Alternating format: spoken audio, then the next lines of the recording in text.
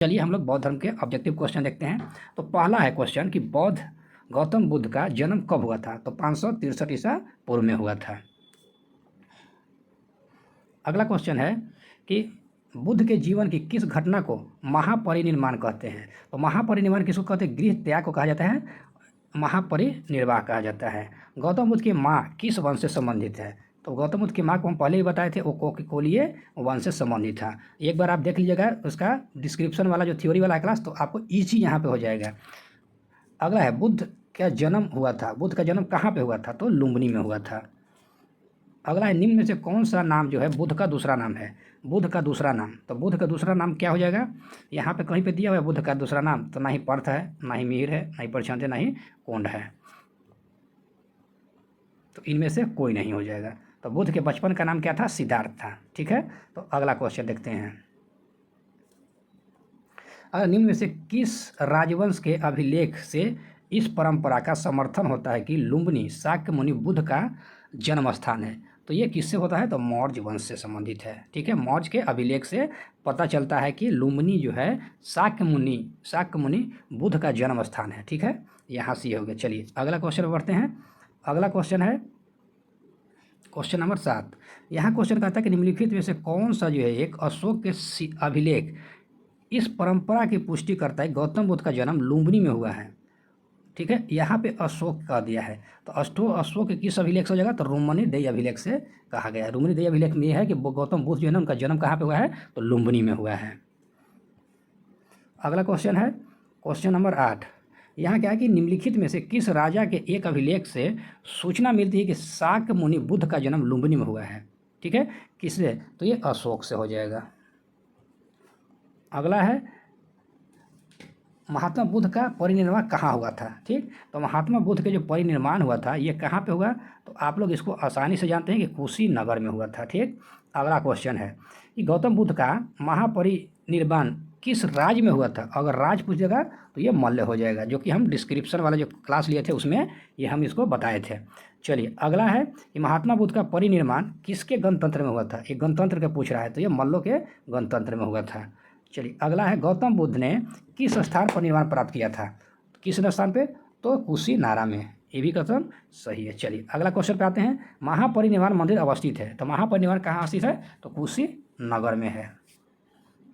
अगला क्वेश्चन है निम्नलिखित राज्यों में से किसका संबंध है बुद्ध के जीवन से था? तो किसका जो है बुद्ध के जीवन से संबंधित है? तो अवंती के था, गंधार के भी था, उसके बाद कौशल का था, ये मगध का इसमें नहीं था। तो 1 2 3 हो जाएगा। नहीं सॉरी, ये हो जाएगा 3 और 4 है। 3 4 मीन्स मतलब कौशल और मगध हो जाएगा। अवंती से नहीं है और गंधार से नहीं है। चलिए अगला क्वेश्चन है क्वेश्चन नंबर 15। कहता है कि गौतम बुद्ध द्वारा अपने धर्म में दीक्षा दिया जाने वाला अंतिम व्यक्ति कौन था? तो अंतिम व्यक्ति तो सुबोध था। ये भी इसका आंसर हो जाएगा।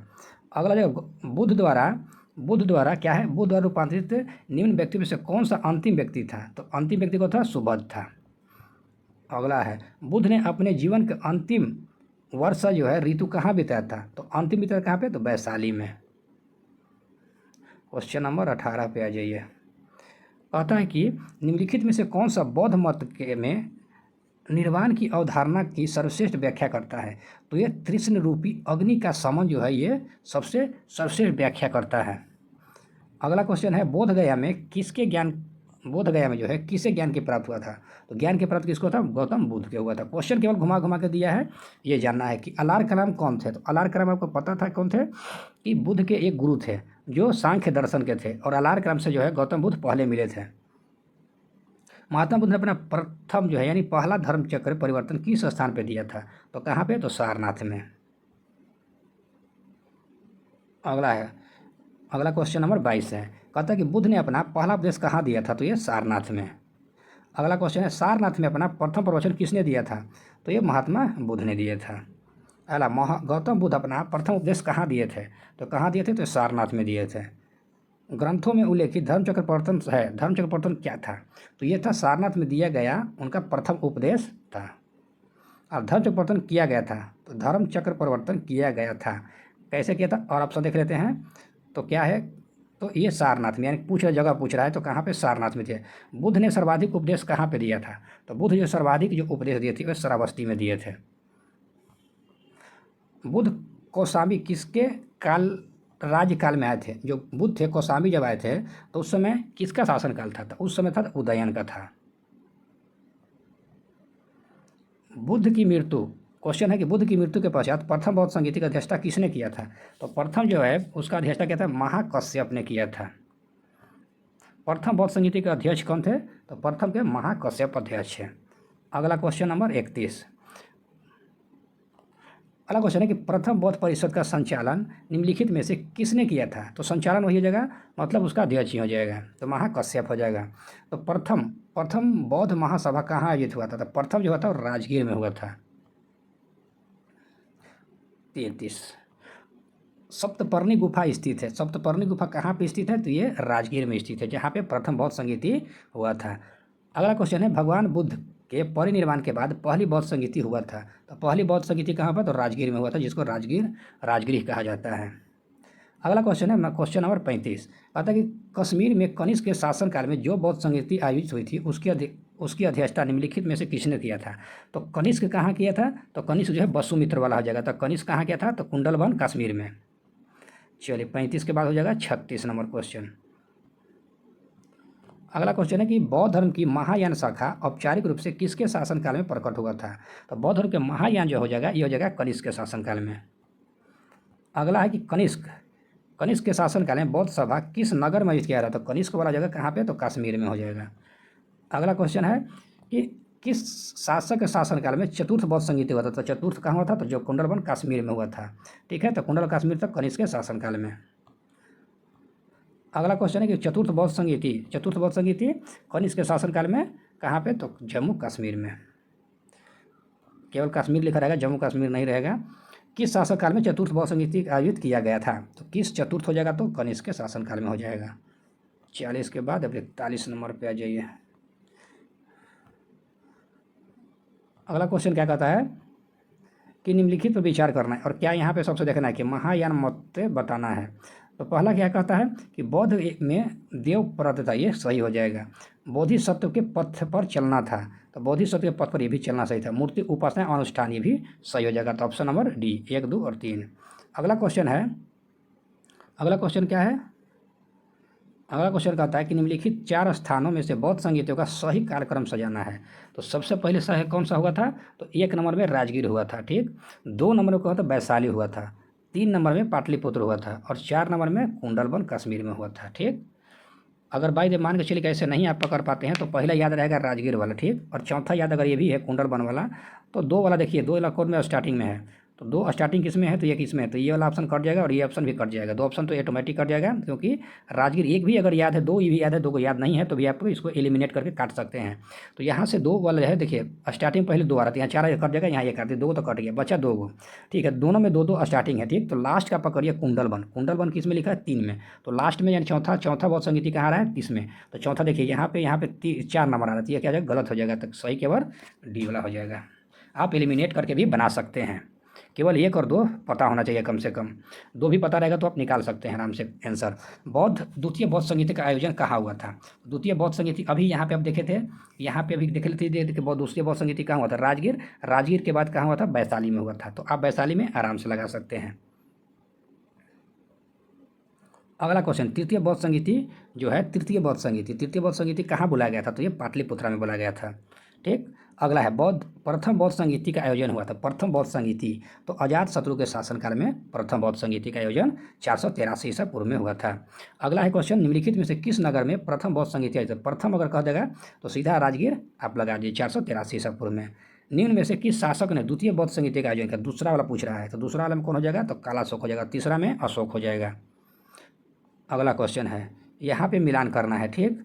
मिलान करने के लिए है तो आप इसको एलिमिनेट करके भी मिला सकते हैं। देखिए यहाँ पे अगर आप ऐसे इसको नहीं है तो इसको छोटा कर लिए, नहीं पॉसिबल नहीं है तो आप इसको देख लीजिए, नहीं तो आपको एलिमिनेट करके हम दिखा देते हैं। अगला कोई क्वेश्चन आएगा तो उसमें हम एलिमिनेट करके आपको दिखा देंगे कैसे एलिमिनेट करना है। प्रथम बौद्ध परिषद तो महाकश्यप हो जाएगा, द्वितीय बौद्ध संगीति हो जाएगा साबकामी, तृतीय बौद्ध संगीति हो जाएगा मोगलीपुत्र तीस्त। बताए थे डिस्क्रिप्शन वाला में कि तीस्त माने तीसरा, और तीसरा लगा दीजिए तो यहाँ से एक मिल जाएगा। और प्रथम वाला जो है, जो प्रथम जो सबसे पहले होता है वो महान होता है, तो जो प्रथम स्थान पे महान होता है वो महाकश्यप हो गया। तो आप दो को तो चीज़ को आराम से पकड़ लीजिएगा, तीसरा वाला 3 और महाकश्यप जो महान होता है, तो आप दो को एलिमिनेट करके आप आराम से इसका आंसर निकाल सकते हैं। चलिए अगला है, इसको भी क्या करना है, आप मिलान करना है, इसको मिला लीजिएगा। कैसे मिलान करना है, तो पहला कहता है जन्म।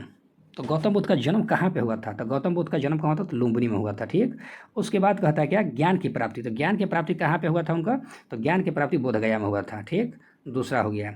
उसके बाद कहता है कि प्रथम प्रवचन कहाँ दिए थे, सारनाथ में। उसके बाद निधन कहाँ हुआ था, तो कुशीनगर में। तो 4 के 4 हो गया, ये आपका आंसर हो जाएगा, आंसर नंबर सी। 50 भारतीय कला में, कहता है कि भारतीय कला में, थोड़ा क्वेश्चन बड़ा कर लेते हैं। भारतीय कला में बुद्ध के जीवन, भारतीय कला में बुद्ध के जीवन किस घटना का चित्रण मृग सही चक्र द्वारा हुआ है, तो ये हो जाएगा प्रथम उपदेश के द्वारा। अगला क्वेश्चन है, कौन सा क्वेश्चन है, 50 के बाद 51 नंबर क्वेश्चन।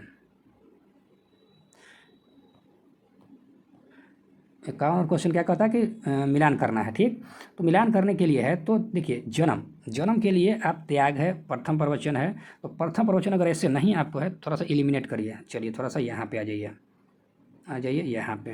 तो आप एलिमिनेट करने के लिए, तो घर से उद्यान के लिए घोड़ा था। ठीक, यहाँ तो एक चीज़ है, प्रथम प्रवचन धर्मचक्र परिवर्तन कहलाता है, ये आप दो को मिला लीजिए। ठीक, अब दो ही चीज़ में पहले अब देखिए।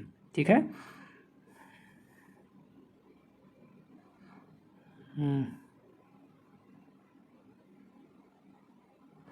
ठीक है, तो एक का क्या हो जाएगा, 4 कमल, 2 का ये प्रवचन सही है। उसके बाद 3 का 1 हो जाएगा, बोधि सत्व हो जाएगा, बोधि वृक्ष हो जाएगा। ठीक, उसके बाद त्याग का क्या होता है, घोड़ा होता है। ठीक, अगला एलिमिनेट करने के लिए बाद में बता देंगे और क्वेश्चन आएगा। तो करमापा लामा तिब्बत के बुद्ध संप्रदाय के किस वर्ग का है, तो हो जाएगा कंग यूपा संप्रदाय के हो जाएगा। ठीक है, चलिए अगला क्वेश्चन की तरफ आते हैं कि महात्मा बुद्ध के संबंध में निम्नलिखित कथन बताना है और कौन सा कथन सही है यही बताना है यहाँ पे। ठीक, तो सही है, इसको हम लोग को बताना है। तो पहला, जिनका जन्म कपिलवस्तु में हुआ था। ठीक, कपिलवस्तु में हुआ था, ये बताना सही है गलत है। तो कपिलवस्तु में उनका जन्म हुआ था। उन्होंने बोध गया में ज्ञान की प्राप्ति हुई से उन्होंने वैदिक धर्म को अस्वीकार किया था, ये भी बिल्कुल सही है। उन्होंने आज सत्य का प्रचार किया था, ये भी कथन सत्य है। तो इनमें से सभी कथन सही हो जाएगा। Question number 54। अगला क्वेश्चन है, क्या कहता है कि बोध गया में बोधि मंदिर बनाया गया, जहाँ, कहाँ बनाया था, जहाँ पे बुद्ध को ज्ञान की प्राप्ति हुआ था। Option number B. अगला, बोध गया बोधि वृक्ष वंश की पीढ़ी है, तो किस वंश की पीढ़ी है, तो पंचम पीढ़ी का। ये बहुत इंपॉर्टेंट क्वेश्चन है, इसको आप जरूर याद रखिएगा कि बोध गया में बोधि वृक्ष अपने वंश की पीढ़ी है, तो 5वीं पीढ़ी का है। अगला क्वेश्चन है, निम्नलिखित में से कौन सा बौद्ध पवित्र स्थल निरंजना नदी पर स्थित है, तो निरंजना नदी पे कौन सा है, तो बोध गया हो जाएगा। ठीक, अगला क्वेश्चन है कि बुद्ध के उपदेश किससे संबंधित है, बुद्ध का उपदेश जो है किससे संबंधित है, ये आचरण की शुद्धता और पवित्रता से संबंधित है। अगला क्वेश्चन है 57 के बाद 58। अगला, निम्नलिखित में से कौन जो है बुद्ध के जीवन काल में ही संघ प्रमुख होना चाहता था, तो ये कौन था, देवदत्त था, जो चचेरा भाई था। अगला है, गौतम बुद्ध ने अपनी मृत्यु के उपरांत बौद्ध संघ के नेतृत्व के लिए निम्न में से किसे नामित किया था, तो उपयुक्त में से किसी को नामित वो नहीं किया था यहाँ पे। तो किसको नामित किया था, वो थोड़ा सा हम लोग देख लेते हैं, किसको नामित किया था, कौन है, क्वेश्चन एक बार देख लीजिए। बुद्ध ने अपनी मृत्यु के उपरांत बौद्ध संघ में, तो इसको रहने देते हैं आप, क्योंकि हम डिस्क्रिप्शन में हम बता दिए हैं, तो आप लोग एक बार डिस्क्रिप्शन जाकर जरूर देख लीजिएगा। अष्टांग मार्ग की संकल्पना का अंग है, तो धर्मचक्र परिवर्तन सूत विषय से संबंधित है। ठीक, यहाँ से सूत प्रवर्तक हो जाएगा, धर्मचक्र प्रवर्तक सूत की विषय वस्तु है। ठीक है, अष्टांगी मार्ग। अगला क्वेश्चन नंबर है 61, गौतम बुद्ध के बारे में निम्न में से कौन सा कथन सत्य है, तो कौन सा कथन सत्य है, तो आत्मा, ये भी इनमें से कोई नहीं लिया है आंसर। तो गौतम बुद्ध यानी बौद्ध संघ के में भिक्षुणी क्या है, भिक्षुणी के रूप में स्त्रियों के प्रवेश की अनुमति बुद्ध द्वारा दिया गया था। तो ये कहाँ पर दिया था, वैशाली में दिया गया था। ठीक, अगला क्वेश्चन, त्रिपिटक क्या है, त्रिपिटक क्या है, तो त्रिपिटक जो है बुद्ध के उपदेशों का संग्रह है, त्रिपिटक। अगला क्वेश्चन, ये त्रिपिटक ग्रंथ किस धर्म से संबंधित है, तो ये हो जाएगा बौद्ध धर्म से। अगला क्वेश्चन है, कौन सा क्वेश्चन हो गया, 64 65, क्वेश्चन नंबर 65, त्रिपिटक किसकी धार्मिक पुस्तक है? तो किसकी धार्मिक पुस्तक है? तो ये बौद्ध धर्म के है। त्रिपिटक निम्नलिखित में किससे संबंधित? तो बौद्ध धर्म से संबंधित है। निम्नलिखित में से किस बौद्ध ग्रंथ में जीवन के नियम प्राप्त होते हैं? तो जीवन के नियम जब कहेगा तो ये विनय पिटक से संबंधित है। बताए थे कि विनय पिटक, द्विविधम पिटक और सुत्त पिटक, 3 गो पिटक है। यमक क्या है? यमक बुद्ध पिटक से संबंधित है। तो किससे संबंधित? तो अभिधम पिटक से संबंधित है। अगला क्वेश्चन है, निम्न में से किस बौद्ध साहित्य में महात्मा बुद्ध के नैतिक एवं सिद्धांत संबंधी प्रवचन अंकलित है? तो यह जगह सुत्त पिटक में। ये रिवीजन क्लास है, आप रिवीजन के लिए है, थोड़ा तेज़ी से रिवीजन करेंगे क्योंकि हम लोग थ्योरी में अच्छी तरह से पढ़ चुके हैं। चलिए अगला है कि बौद्ध धर्म में त्रिरत्न से क्या अभिप्राय है? तो त्रिरत्न से बुद्ध धर्म और संघ होता है। अगला क्वेश्चन है कि बौद्ध दर्शन के विशेष संबंध में निम्नलिखित कथनों पर विचार करना है। बौद्ध दर्शन का बीज गौतम बुद्ध की शिक्षाओं में ही मिलता है। दूसरा है बुद्ध ने हमेशा दार्शनिक समस्याओं में उलझने के बजाय मानवीय कष्टों से मुक्ति के लिए नैतिक जीवन जीने पर जोर दिया है। यहाँ क्या बताना है? दोनों में से कौन सा कथन सही है? तो दोनों कथन सही है। अगला है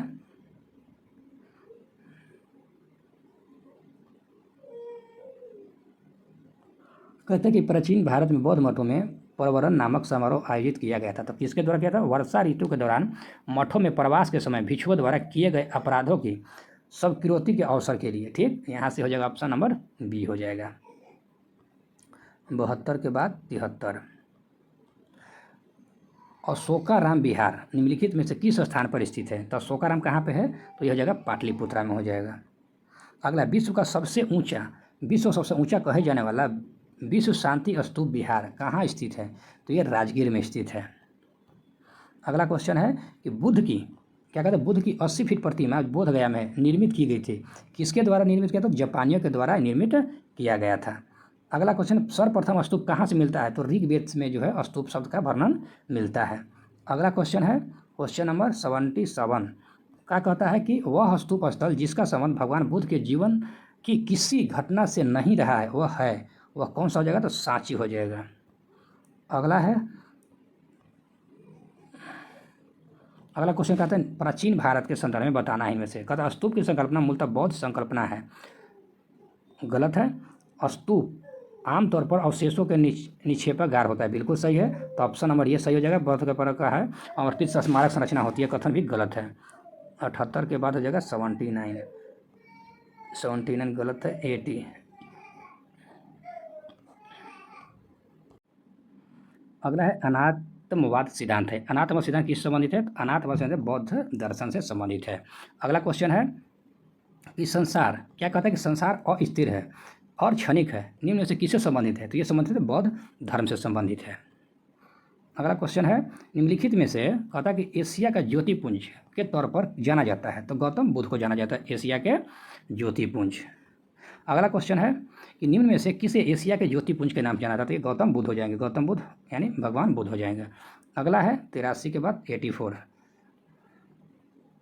ये कहता है कि नौ बौद्धवाद के प्रतिपादक कौन है? तो ये हो जाएगा अम्बेडकर हो जाएगा। ये क्वेश्चन जो है आपका थ्योरी में नहीं था। ठीक है, तो 9 बौद्धवाद के प्रतिपादक कौन थे? तो अम्बेडकर हो जाएगा। चलिए अगला क्वेश्चन हो जाएगा क्षणिकवाद का प्रतिपादन किसने किया था? क्षणिकवाद, तो ये हो जाएगा गौतम बुद्ध हो जाएगा। अगला क्वेश्चन है कि भारत के सांस्कृतिक इतिहास के संदर्भ में पारमिता शब्द का सही विवरण निम्नलिखित में से कौन सा हो जाएगा? तो पारमिता का सही शब्द कौन सा हो जाएगा? तो ऑप्शन पहले देख लेते हैं। कूट में तो दिया है, क्या दिया है? नहीं दिया है कूट में, तो ऑप्शन नंबर जो दिया गया है कौन हो जाएगा? ऑप्शन नंबर जो है दिया है परिपूर्णताएं जिसकी प्राप्ति से बोधिसत्व पथ प्रशस्त हुआ है। यह ऑप्शन नंबर सी हो जाएगा। 86 के बाद आ जाइए 87 पे। तो कहता है कि सर एडविन अर्नाल्ड के अनुसार द लाइट ऑफ एशिया आधारित है। तो किस पे आधारित है? तो ललिता विस्तार पर आधारित है। ललिता विस्तार पे आधारित है। अगला क्वेश्चन है कि बौद्ध धर्म के महायान हीनयान संप्रदाय में सर्वाधिक मौलिक अंतर निम्नलिखित में से कौन सा है? तो ये देवी देवताओं की पूजा पे आधारित है, यही इसका मेन अंतर है। अगला क्वेश्चन है गौतम बुद्ध देवता का स्थान किस राजा के युग में प्राप्त हुआ था? तो ये होता कनिष्क का था। कनिष्क कौन था क्रम में? तो चौथे बौद्ध संगीति में दिए थे। अगला क्वेश्चन है 90 नंबर। भारत में पहले जिस मानव प्रतिमाओं का पूजा हुआ कौन थे? तो बुद्ध के। किसका हो जाएगा? तो बुद्ध के हो जाएगा। अगला क्वेश्चन है कि देश में क्या कहता है कि देश में निम्न में से किसे मूर्ति पूजा की नींव रखे थे? तो ये हो जाएगा गौतम बुद्ध के बौद्ध धर्म हो जाएगा। अगला क्वेश्चन है कि गंधार शैली की मूर्ति किसका है? तो गंधार शैली की मूर्ति कला में बुद्ध के सारनाथ में हुए प्रथम धर्मोपदेश के संबंध में प्रवचन मुद्रा का नाम क्या था? तो प्रवचन मुद्रा का नाम धर्म चक्र हो जाएगा। अगला क्वेश्चन है कि बुद्ध की खड़ी प्रतिमा निम्न में से किस काल में बनाया गया था? तो ये बनाया था कुषाण काल में बनाया था। ये बहुत इंपॉर्टेंट क्वेश्चन है, कुषाण काल में बनाया था खड़ी मूर्ति का। तो हो गया 93 के बाद 94 नंबर क्वेश्चन। क्वेश्चन कहता है कि बुद्ध की प्राचीनतम प्रतिमा शैली में प्राप्त होती है। तो ये कौन शैली में है? तो उपयुक्त में से कोई नहीं है। अगला है अगला कहता है कि भगवान बुद्ध की प्रतिमा कभी कभी एक हस्त मुद्रा युक्त दिखाई देती है जिससे भूमि स्पर्श मुद्रा कहा जाता है। किसका प्रतीक है? तो मार के प्रलोभनों के बावजूद अपनी सुचिता और शुद्धता का साक्षी होने के लिए बुद्ध का धरती का आवाहन, यही इसका आंसर हो जाएगा। अगला नंबर क्वेश्चन है भूमि स्पर्श मुद्रा में सारनाथ, क्या कहता है कि भूमि स्पर्श मुद्रा की सारनाथ है बुद्ध मूर्ति संबंधित है। तो ये किसके? तो गुप्त काल से संबंधित है। क्वेश्चन नंबर 97 कहता है कि सारनाथ की भूमि स्पर्श मुद्रा वाली बुद्ध प्रतिमा अंकुलित है। तो ये कहाँ अंकुलित है? तो गुप्त काल से अंकुलित है। अगला है 97 के बाद 98 नंबर पे आ जाइए। क्वेश्चन कहता है कि भारत के सांस्कृतिक इतिहास के संदर्भ में युगों पर विचार करना है। तो कहता है कि कौन कौन सा कथन सत्य है? तो परिव्राजक जो हो जाएगा परित्याग या भ्रमणकारी हो जाएगा, ये कथन सही है। और उसके बाद उपासक, बौद्ध धर्म में साधारण अनुयायी को क्या कहा जाता है? उपासक बोला जाता है, और ये कथन गलत है। अगला क्वेश्चन नंबर 99 कहता है कि निम्नलिखित में से कौन सा शासक बौद्ध मत के विचार में योगदान नहीं दिया? तो कौन योगदान नहीं दिया था? तो पुष्यमित्र शुंग नहीं था, हर्षवर्धन था, अशोक था और कनिष्क था। अगला क्वेश्चन है क्वेश्चन नंबर 100, ये कथन से है, ठीक है। तो कौन सा कथन सही है? कहता है कि निम्नलिखित विचार करना, कहता है कुशीनगर मल्ल राज्य की राजधानी था, बिल्कुल सही है। महात्मा बुद्ध का महानिर्वाण कुशीनगर में हुआ, तो ये भी कथन सही है। 100 के बाद 101 नंबर क्वेश्चन कहता है कि मिलान किया हुआ है, तो कौन सा कथन सही है? कहता है कि लोथल प्राचीन गोदी क्षेत्र, यह बिल्कुल सही है। सारनाथ बुद्ध का प्रथम धर्मोपदेश, ये भी कथन सही है। राजगीर अशोक के सिंह स्तंभ, ये गलत हो जाएगा। नालंदा बौद्ध अधिगम की महान पीठ, ये भी कथन सही हो जाएगा। अगला क्वेश्चन है क्वेश्चन नंबर 102 हो जाएगा। महायान बौद्ध धर्म में बोधिसत्व अंकलेश्वर को अवलोकितेश्वर को और किस अन्य नाम से जानते हैं? तो पद्म पानी के नाम से जाना जाता है। अगला क्वेश्चन है कि आर्य मंजूश्री मूल कल्प निम्न से किससे संबंधित है? तो ये किससे संबंधित था? तो ये जो बोधिसत्व जो है मंजूषा जो है ब्रजियान बौद्ध से संबंधित एक ग्रंथ है जिसका संबंध बोधिसत्व के मंजूश्री से है, जो कि मंजूश्री ऑप्शन में नहीं दिया गया है। 103 के बाद 104 में आ जाइए। कहता है कि भारत के धार्मिक इतिहास के संदर्भ में क्या बताया गया है? तो कहता है कि लोकोत्तरवादी संप्रदाय बौद्ध धर्म के महासंघीय संप्रदाय की एक शाखा है, बिल्कुल सही है। और अगला कहता है कि महासंघियों द्वारा बुद्ध के देव तत्वरोपण ने महायान बौद्ध धर्म को प्रोत्साहित किया, ये भी कथन सही है। पहला कथन गलत हो जाएगा। अगला है क्वेश्चन नंबर 5। क्वेश्चन इसमें क्या कहता है कि भारतीय इतिहास के दौरान बताया निम्नलिखित में से कौन सा भावी बुद्ध है जो संसार की रक्षा हेतु अवतरित होंगे? तो हो जाएगा कौन? मैत्रेय हो जाएगा, ठीक, ये हो जाएगा मैत्रेय। 6 के बाद क्वेश्चन नंबर 7 पे आ जाइए। क्वेश्चन कितना था? 5, तो 5 के बाद 6 पे आइए। मतलब कि भारत के धार्मिक इतिहास के संदर्भ में निम्नलिखित कथन विचार करना है, और विचार करके क्या बताना है कौन सा कथन सत्य है। तो ये हो जाएगा 2 और 3 कहता है। तो 2 और 3 क्या कहता है? तो बोधिसत्व समस्त सचेतन प्राणियों को उसके प्रबोधन के मार्ग पर चलने में सहायता करने के लिए स्वयं की निर्वाण प्राप्ति विलंबित है, ये कथन सही जगह। और उसके बाद दूसरा क्या कहता है कि बोधिसत्व अपने प्रबोध के मार्ग पर बढ़ाता हुआ करुणामय है, ये भी कथन सही है। 7वां क्वेश्चन क्या कहता है? 107 बोधिसत्व पद में पानी का चित्र सर्वाधिक प्रसिद्ध है और प्रायः चित्रकारी है, ये कहाँ पे? तो अजंता में है, ये बिल्कुल सही है, अजंता में है। बोधिसत्व पानी पर की पेंटिंग स्थित है, कहाँ पे है? तो ये अजंता में है। 8 के बाद क्वेश्चन नंबर 9। हीनयान अवस्था का विशाल एवं सर्वाधिक विकसित शैलकृत चैत्यगृह स्थित है, कहाँ पे है? तो कार्ले में है, कहाँ पे? तो कार्ले में स्थित है। अगला निम्नलिखित में से किस शैलकृत गुफा में 11 सिरों के बोधिसत्व का अंकन मिलता है? 11 सिरों का तो कन्हेरी में मिलता है। अगला क्वेश्चन है कि विशुद्धिमग्गम की रचनाकार कौन है? विष्णु दिमाग रचनाकार कौन है? तो बुद्ध घोषा है, बुद्ध घोषा। अगला है, प्रथम शताब्दी ईसा में भारतीय बौद्ध भिक्षु को चीन भेजा गया था, तो किसको भेजा गया था? तो नागा अर्जुन को भेजा गया था। क्वेश्चन नंबर 13, शून्यवाद के सिद्धांत का सर्वप्रथम प्रतिपादन करने वाले बौद्ध दार्शनिक कौन थे? तो ये नागा अर्जुन हो जाएंगे। अगला क्वेश्चन है कि नागा अर्जुन किस बौद्ध संप्रदाय से? नागा अर्जुन जो है माध्यमिक संप्रदाय से है। अगला, भारतीय इतिहास के गौतम बुद्ध भी माध्यमिक मार्ग ही अपनाए थे, तो इसमें कौन सा कथन है? तो केवल दूसरा जो दिग्नाग हो जाएगा बौद्ध विद्वान से, बाकी 1 और 3 गलत है। अगला क्वेश्चन है, बौद्ध शिक्षा का केंद्र था, तो बौद्ध शिक्षा का केंद्र तो विक्रमशिला, कौन सा जगह? तो विक्रमशिला हो जाएगा। अगला क्वेश्चन नंबर है 16 के बाद 17, बल्लभी विश्वविद्यालय स्थित है, तो बल्लभी कहाँ पे? तो गुजरात में है। कहाँ पे है? गुजरात में। अगला क्वेश्चन है कि नालंदा विश्वविद्यालय के स्थापन का युग है, कौन सा? तो गुप्त है। अगला, नालंदा विश्वविद्यालय संस्थापक कौन थे? नालंदा के विश्वविद्यालय कुमार गुप्त था। नालंदा विश्वविद्यालय संस्थापक कौन? कुमार गुप्त है। अगला क्वेश्चन हो जाएगा 19 के बाद 20 नंबर क्वेश्चन, नालंदा विश्वविद्यालय किस लिए प्रसिद्ध है, किस लिए विश्वविख्यात है? तो बौद्ध धर्म के दर्शन के लिए। अगला क्वेश्चन है कि 2 बताना कथन दिया गया है, कौन सा कथन सही है? तो पहला कहता है कि 12वीं शताब्दी के अंत तक नालंदा विश्वविद्यालय पतन हो गया था, बिल्कुल सही। महाविहार को राजकीय प्रश्रय मिलना बंद हो गया था, ये भी कथन सही है, यानी ऑप्शन नंबर 1 सही है।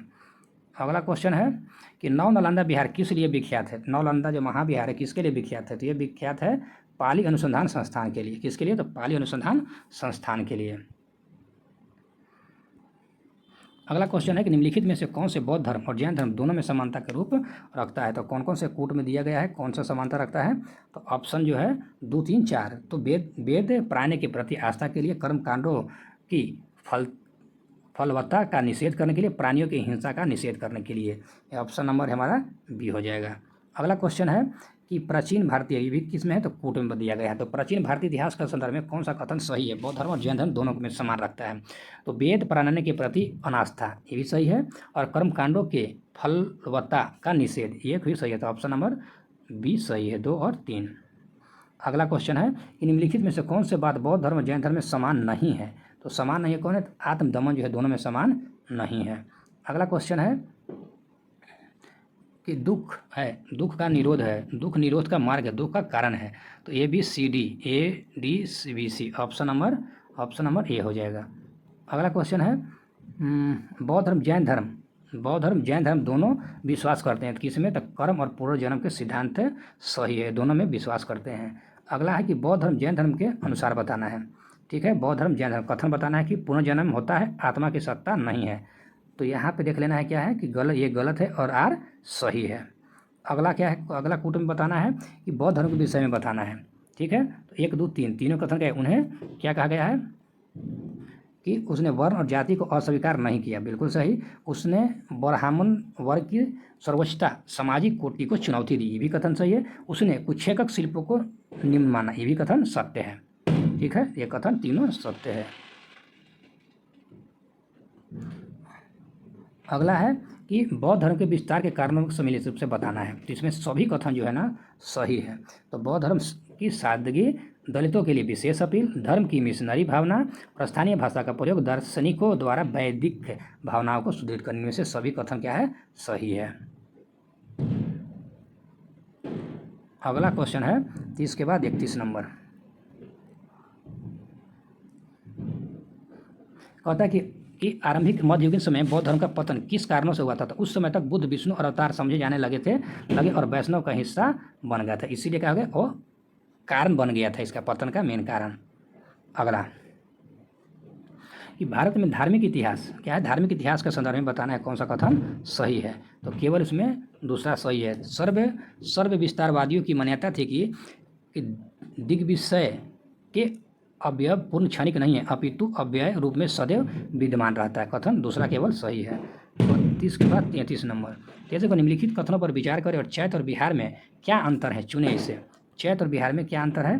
तो ऑप्शन नंबर बी केवल सही है। बी मतलब चैत पूजा असल होता है, जबकि बिहार निवास स्थान होता है। बिल्कुल सही है। अगला क्वेश्चन है क्वेश्चन नंबर 34। क्वेश्चन नंबर 34 क्या कहता है कि भारतीय कला में स्तूप, चैत और बिहार का निर्माण निम्नलिखित में से किससे संबंधित है? ठीक, किससे संबंधित है? तो बौद्ध धर्म से संबंधित है। अगला बताना है क्वेश्चन कि अगला क्या कहता है कि कुछ शैल बौद्ध गुफाओं को चैत कहते हैं, जबकि अन्य बिहार, दोनों में क्या अंतर है? दोनों मतलब कि चैत जो है पूजा स्थल होता है, जबकि बिहार बौद्ध भिक्षुओं के निवास स्थान होता है। ऑप्शन नंबर बी सही हो जाएगा।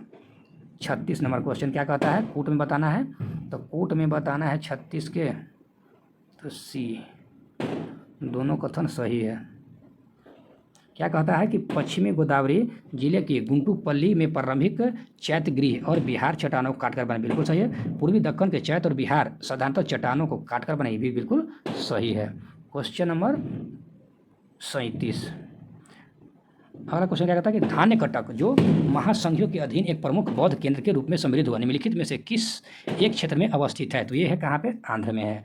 अगला क्वेश्चन है, आंध्र मतलब आंध्र प्रदेश। अगला क्वेश्चन है कि सुल्तानी युग में बौद्ध की कौन सी शाखा सबसे प्रभावशाली रहा था? तो सबसे ब्रजयान रहा था। तो हम लोग का 138 क्वेश्चन का था, इसको हम लोग तेज़ी से इसको हम लोग रिवीजन कर लिए, और बाकी तो थ्योरी हम लोग ऑलरेडी पढ़ चुके हैं। तो वीडियो अच्छा लगता है तो चैनल को जरूर सब्सक्राइब कर लीजिएगा। धन्यवाद।